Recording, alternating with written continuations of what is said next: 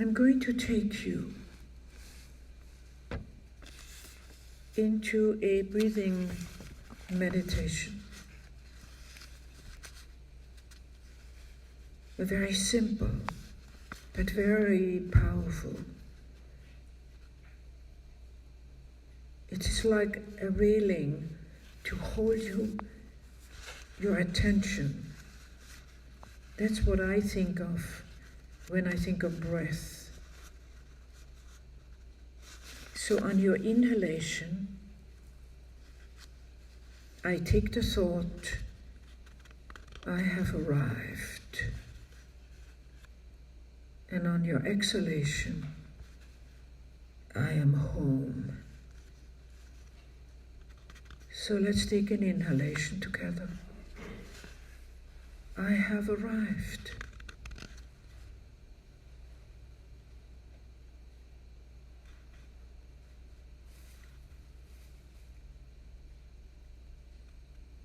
And on your exhalation, I'm home.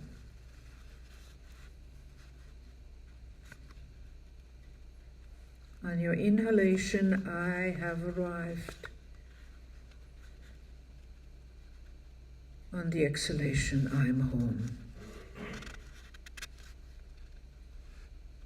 Those of you who are practicing being in the now, this is exactly what this is a practice for. I have arrived. I am home.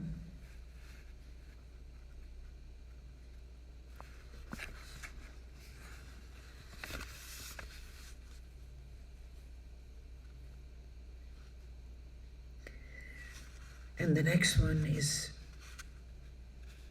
I am here.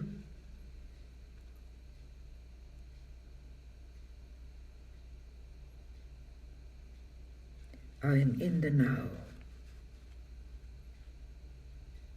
I inhale, I am here. And I exhale, I'm in the now.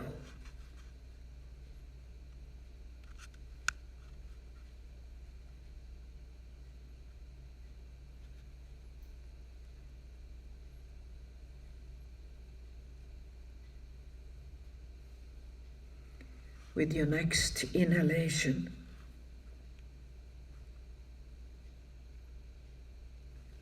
I am here. And in your exhalation, I feel free.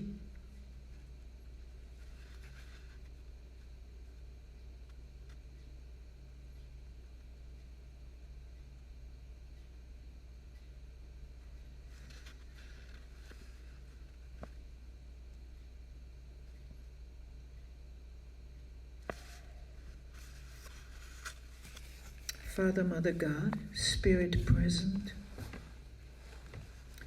joyful, delightful, grateful. We want to include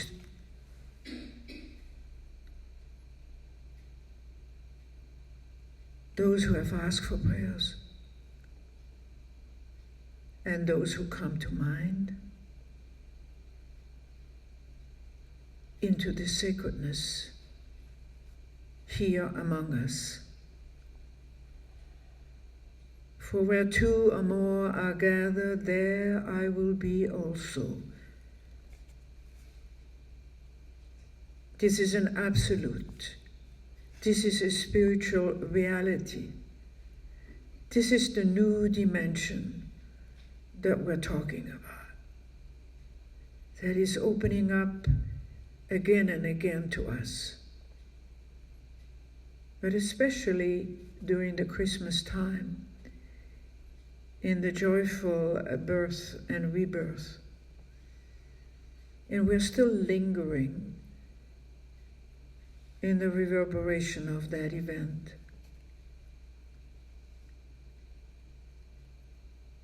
This new dimension we don't want to lose awareness of. We support one another. We support those with whom we pray. wherever you are, whatever your need is right now. Light and love and courage surround you and fold you.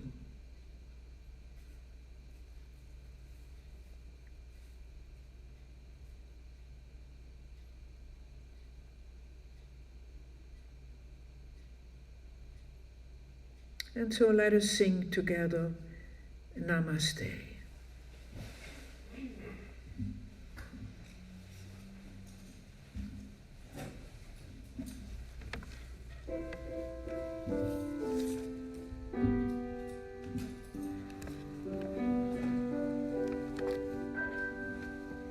Namaste, Namaste. My heart sings Namaste. The Christ in me, with the Christ in you. Namaste, Namaste, Namaste, Namaste.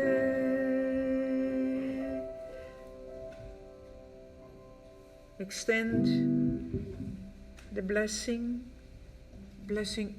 with your eyes, coming out of this space, your radiating being.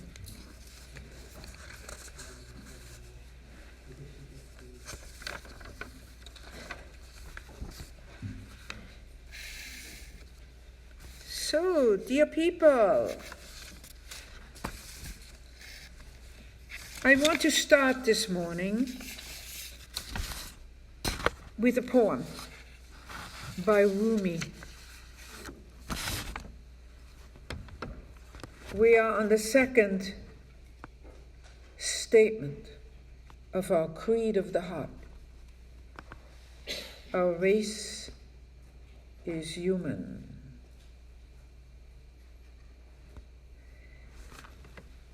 It's called The Guest House. I'm sure many of you know it. It's very famous. It's by Rumi. This, being human, is a guest house. Every morning, a new arrival. A joy, a depression, a meanness, some momentary awareness comes as an unexpected visitor. Welcome and entertain them all. Even if they are a crowd of sorrows who violently sweep your house empty of its furniture, still treat each guest honorably. He may be clearing you out for some new delight.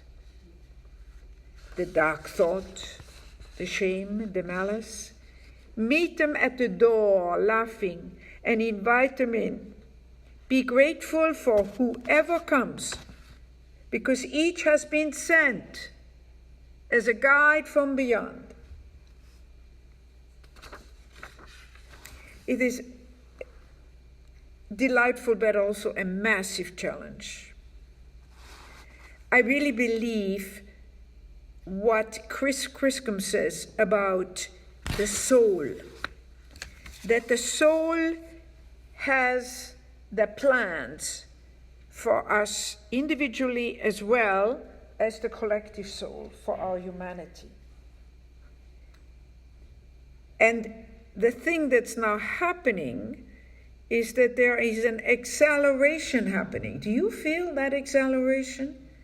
I mean, all you need to do right now is to go to the Apple store.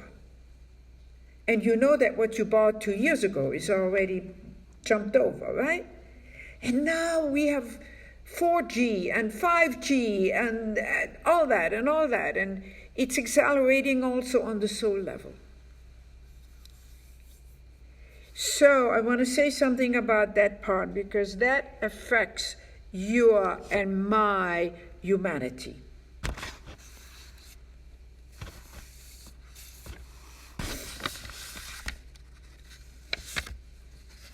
Jesus said that we were born of water and spirit.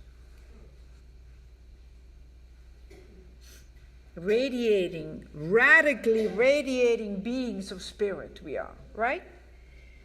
Trying to grasp how to integrate this forever teaching about our eternality, our absolute transcendence. But then we also have this humanity. And in my presentation this morning, I want to have a look at where are you with your humanity, that which is born of water. Where are you with your humanity? You know, Rumi talking about letting in instead of shutting out.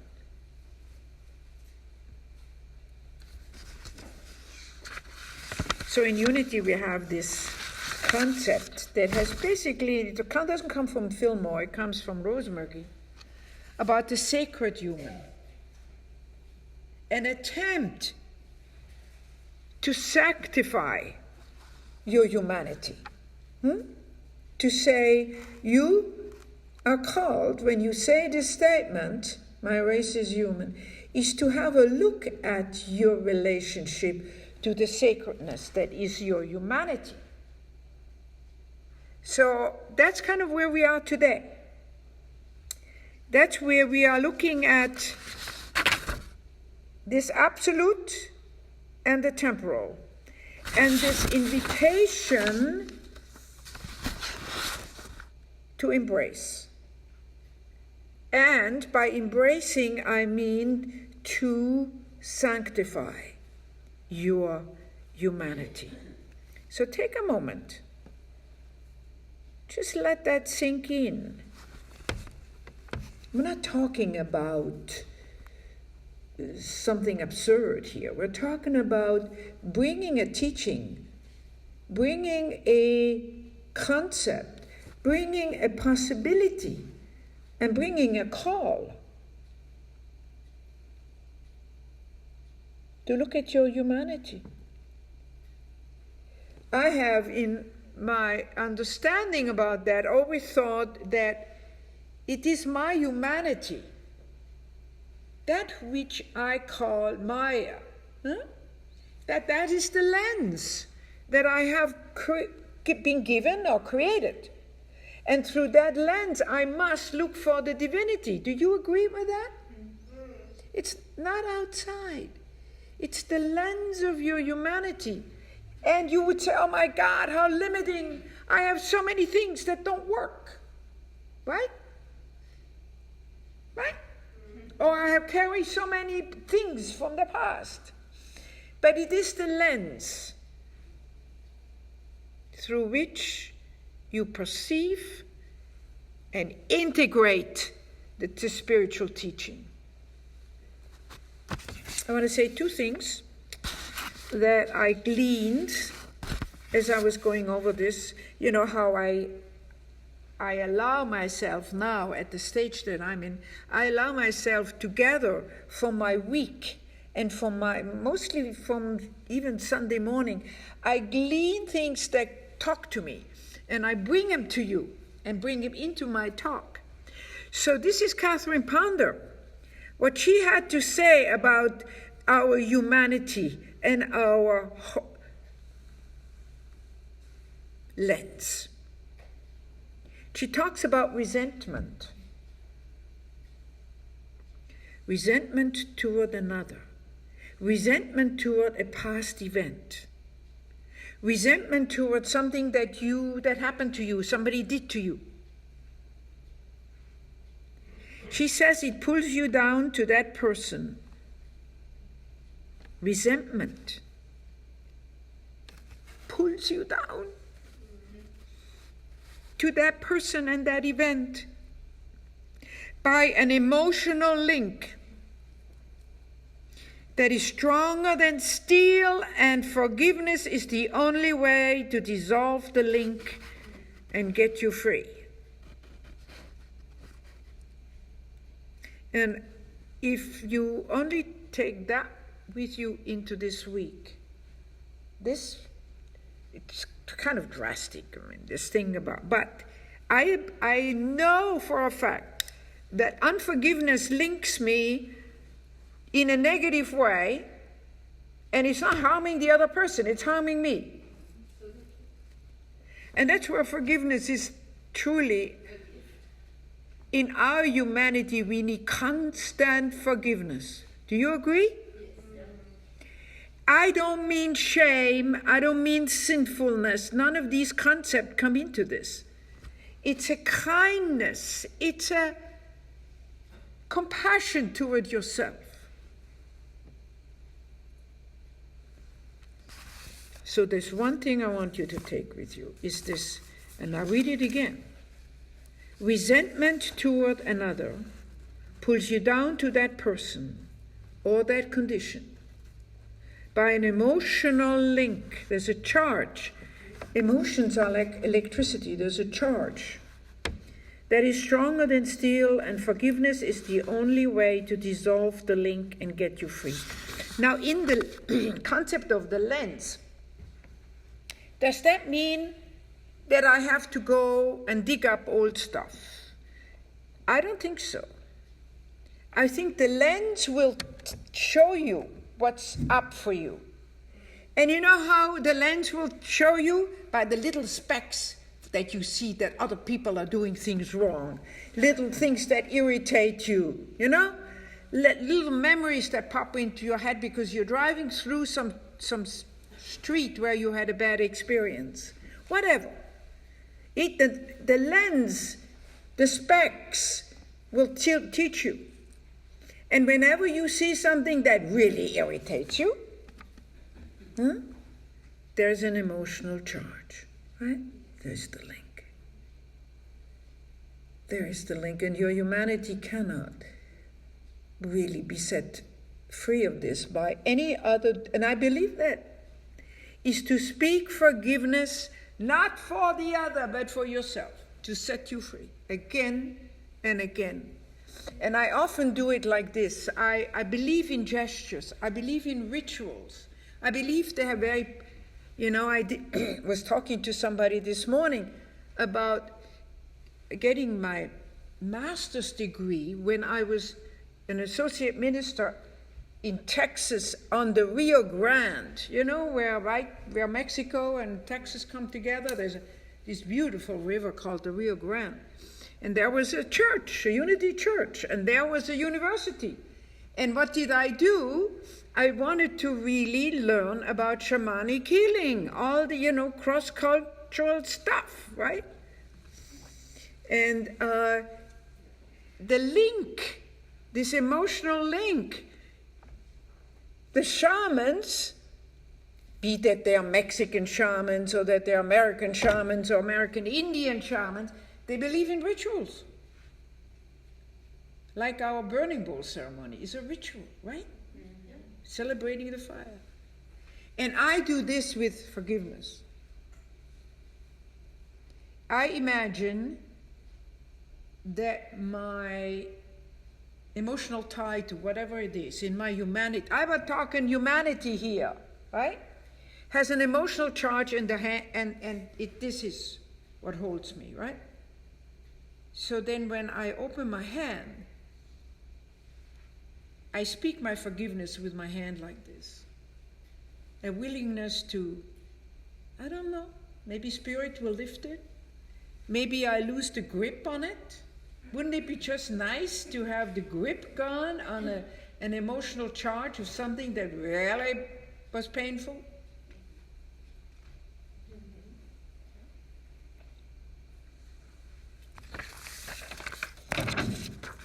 And then something else about our humanity. And now this is not about yourself, but this is the global situation. How often you're all people who've been on the path for a long time, you all have in your life others for whom you pray or for who you say prayers, right? on the phone, with your friends, you speak affirmative words and so on. And here I want to say something to you. You might be asking yourself, what I'm doing here, thinking of myself as a healer, thinking of myself as a spiritual person who can be coaching and mentoring others, right? I mean, even if it's not in an official way, right?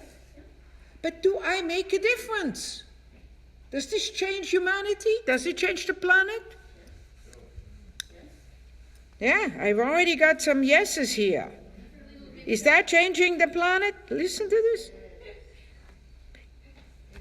This is going to make a difference because it puts you at the leading edge. There are no accidents regarding the mix of the ones coming to see you or come to your mind and ask for your help. So, there's this belief, I love it, this belief that no matter how small, no matter how personal, no matter how just in the moment, you are a conduit of light for somebody. It puts you to the leading edge of the changes for humanity. It snaps you right there. I know your mind doesn't know how that works, and your intellect will say how. But I want to say to you, well, we have a story that I love from the Bible. Remember when there was a request to God about saving a city? Huh? And God said, I only need a certain number. And to me, it only takes one or two who snap to the leading edge at any moment to make a difference for humanity. So I want you to go out here with two things. One is the palm open about forgiveness when something comes up into your awareness that still has you. Because you know when you're irritated that you got an emotional link, right? You know.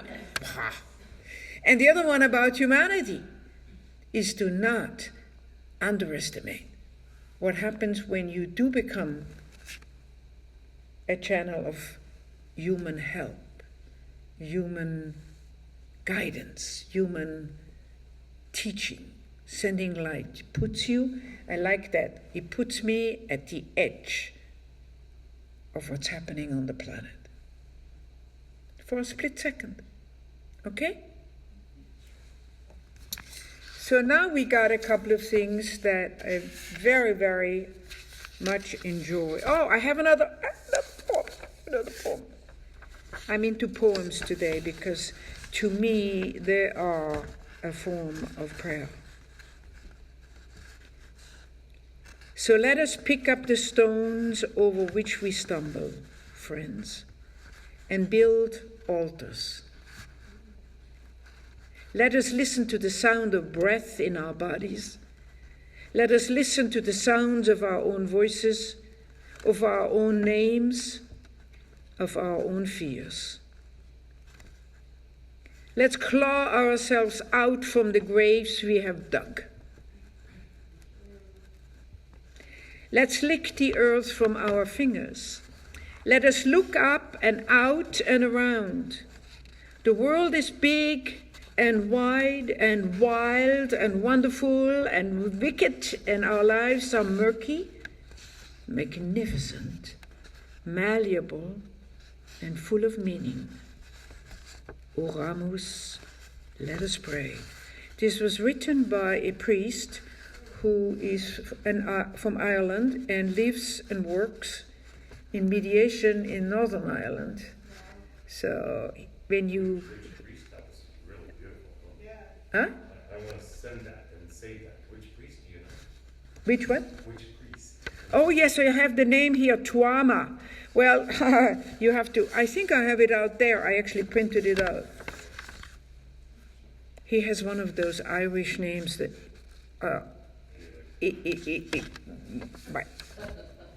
But I can get it for you. It was actually this morning If any of you listen to On Being with Krista Tippett, whatever her name is, On Being, and she had this priest interviewed, and I knew I had to bring it to you. So now we have a solo, right? Because we are called to bring music to our Sunday service, and we are. You sing the song, if you know the lyrics, you can sing along. I can see clearly now the rain is gone. Oh, yeah. Yep. I can see clearly now the rain is gone. I can see all obstacles in my way. Got out the dark clouds that had me blind. It's gonna be a bright, bright, bright sunshine day. Yes, I can make it now, the pain is gone. Can you clap? All of the bad feelings that I disappeared. Here is that rainbow I've been praying for. It's gonna be a bright, bright, bright sunshine day. Look all around, there's nothing but blue skies. Look straight ahead, there's nothing but blue skies. Come on, let's clap.